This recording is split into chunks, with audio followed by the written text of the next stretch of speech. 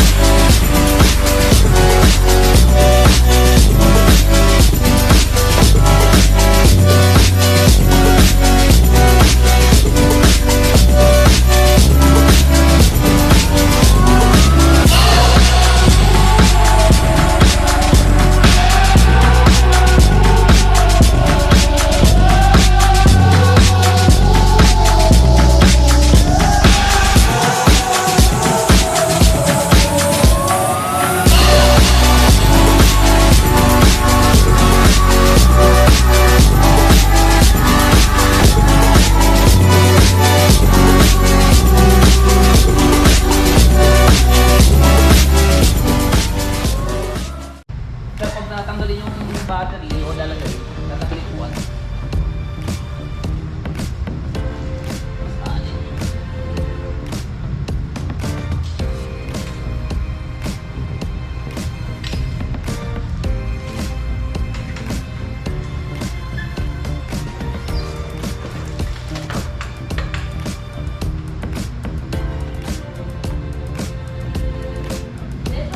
Next natin tatanggalin na.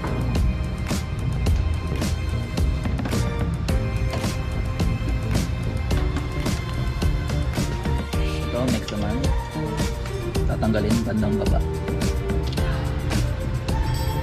So, make it click dito.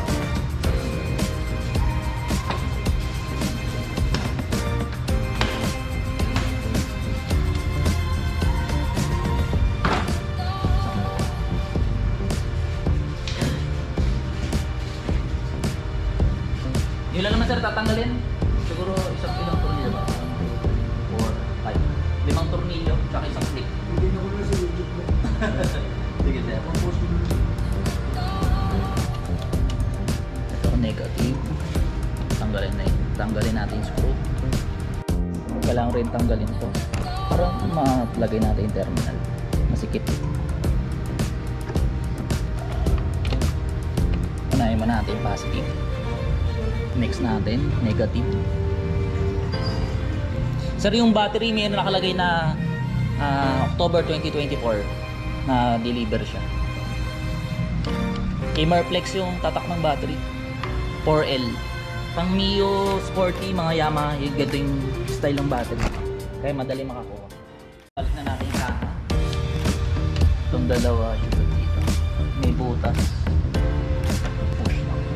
Silagyan natin yung mga screw. Unahin ko muna itong ito.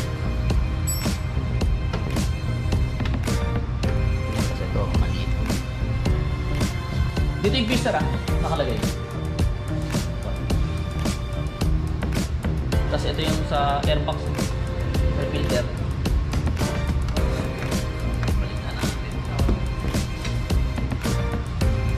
Tapos yung tool sir, ito.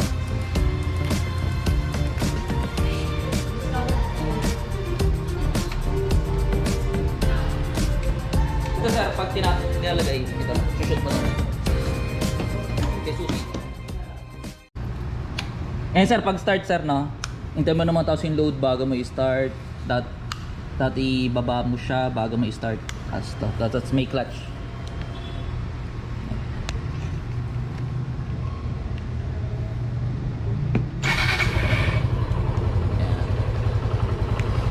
Check natin yung mga signal light, gumagana sa panel niya, high and low. Walang hazard, walang patay ng ilaw, lagi naka always on. Headlight sir, LED, always on, passing, high and low. Signal light, left side, bulb yung signal light niya, right side, busina.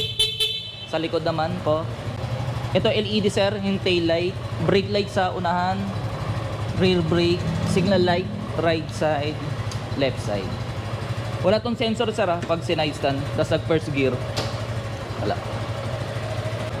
Check natin yung transmission sir, 1 down, 4 up, 1, second gear, third, fourth, fifth, hanggang fifth gear lang sir, tapos down lang for neutral. Nakikita sa panel, gear indicator, RPM, speed, trip A. Nare-reset yung trip A ko, las piñas to danghare. Nare-reset yan sa right button lang hanggang trip B. Tas odo, 0, brand new. Yung oras kung papalitan, hold mo matagal tong dalawang button. Nagbi-blink na siya sir. Ano oras ay sir? 11. 12 hours lang yung ano niya sir, format. 11, 20.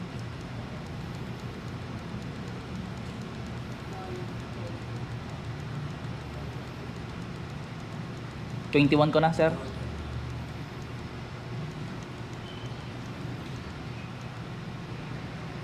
Tapos hold mo matagal to, dalawang button para stay put na siya. Pag tinagal yung battery dyan lang siya mare-reset. Braking period 4,000 RPM. Yan sir. Any speed walang problema. Hanggang 350 odo. Pag nag 351 6,000 RPM. Pag nag 351 hanggang 1,000 pwede na sumagad ng RPM pag nag 1,000 na sir. Tapos na yung brake in. Any speed walang problem, basta RPM tayo magbabase sir. Warranty 1 year, engine tsaka electrical, hindi kasama sa warranty, magulong, brake pad, kadena, clutch lining, battery, ilaw, lahat ng consumable sir. Tapos meron kang libre na 4 coupons, free yung service pero yung oil binibili. Pag papatayin sir, kumari dito, kill switch, wag po dito. Yung pag-lock, pwedeng kanan tsaka kaliwa. Check natin yung kaliwa.